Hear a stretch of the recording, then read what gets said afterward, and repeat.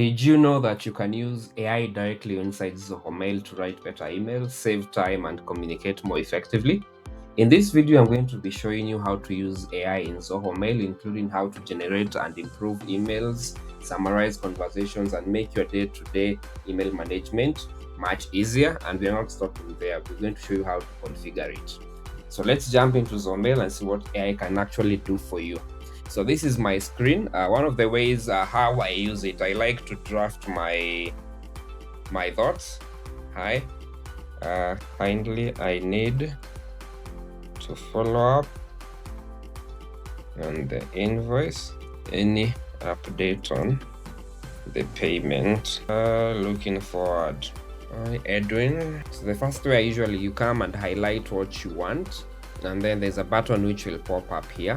So you click on it. So what I usually do is I say regenerate, and you see it will format everything for you. So this is very useful when you want to first draft your thoughts and then let the AI polish up everything for you. I can also choose to change the tone. I want it to be a bit more persuasive. It will do that for me.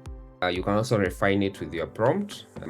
But majorly that will usually do, and then you just click replace. So whatever you highlighted will be replaced immediately. That's one way of using it. Another way is you can come here and draft. I need to follow up on an invoice from Edwin. Draft the mail and be persuasive. Let's see. So, and then you can choose to insert it, as you can see. So that's one of the ways to use it. And as you've seen, I have two models. I have OpenAI and I have Gemini. I prefer to use Gemini. So you can always choose in between the two. In case you have a very long email, for example, if I look at one, if I want, for example, to open this email, I want to summarize it. I can come here and I click a summary. And as you can see, I'm able to do a note, get a summary of everything. So that's how to summarize emails. So let's get to how do you get to setting this up. So you have to go, in case you're the admin of the organization, you can come here and click on the admin console. It will take you here, and then you go to Zia for Mail. So under Zia for Mail, you'll have all these models which you are allowed to bring your own key. And then you click configure. So for mine, I've set it for only specific users.